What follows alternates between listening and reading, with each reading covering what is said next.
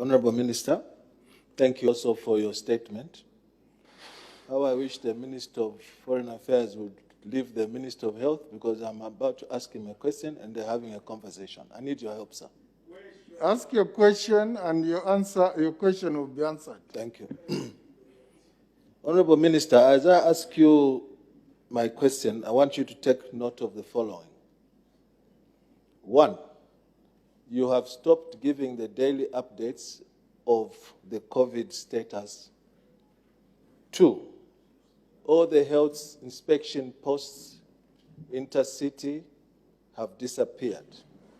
3, PF has been seen campaigning in the midst of this COVID-19. 4, PF has continuously continued buying councillors, promoting by-elections, which by law, under the ECZ, should happen within 90 days of them being pronounced. And 5, under Article 60A of our Constitution, all political parties are compelled to have intra-party elections. And I want you to know, as I ask my question, that we from UPND, and I'm chairman elections, have been forbidden by the Ministry of Home Affairs to conduct our intra-party elections, which fall within the realm of the constitutional provisions citing COVID-19. And as you appeal to us that we should not make this political, I want you to take note of those. And finally, you yourself, Minister, as you appear before the court of law, answering your own charges, have been seen with cadres who are not observing social distances. I want you to answer me now. Why shouldn't you think we feel discriminated with the evidence that I've given you now? When we want to have intra-party elections, our members are being arrested every single day, to a point where we even have our intra-party elections in the bush to run away from the police. Thank you, sir. Honorable Minister of Health. Mr. Speaker, as Minister of Health, I am concerned about the health of all individuals, including the Honourable Member of Parliament. And bitterness he needs to tone down, because it will claim his. Honourable, take your seat. Take a seat. Take a seat. No, take a seat.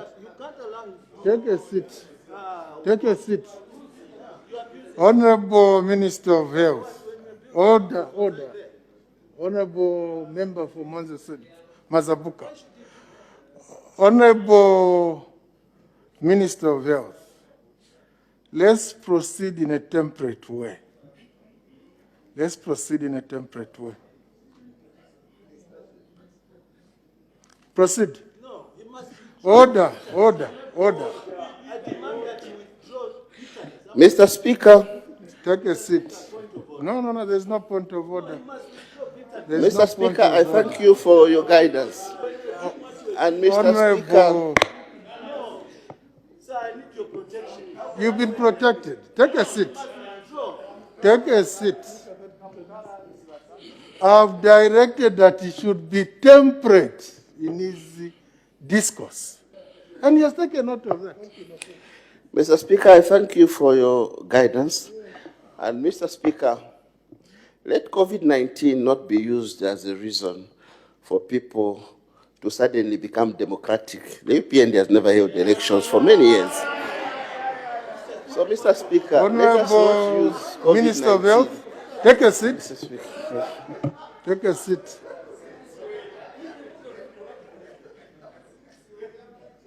Take a seat.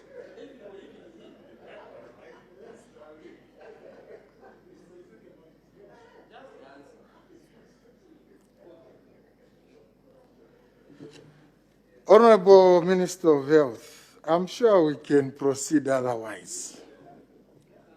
We can proceed otherwise. I have no doubt that you're able to. The issues under discussion are professional issues. The health issues. There's a point this has been made about discrimination. So they would like you to clarify on the enforcement of these measures which you put in place. And I think for progress' sake, let's confine ourselves to the issues. I know we're in a politically charged atmosphere. If we won't be able to proceed in a manner I'm indicating, then I'll just stop this session altogether. Because we can't proceed this way. I'll just stop it. And I can't be proposing questions and answers. I expect that we'll engage. And we've engaged previously without this kind of situation. I think it's a fairly straightforward subject. I don't think it's beyond our management. Honorable Minister of Health. Mr. Speaker, the agenda of the Patriotic Front Party government under His Excellency Dr. Edgar Chagwa is universal health coverage, health for all, apolitical is the agenda. It is apolitical.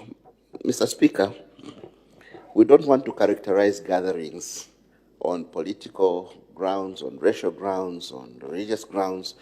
We are stating categorically here that every public gathering held must be in compliance to public health measures that are stipulated under the Public Health Act and the statutory instruments 21, 22, and 62.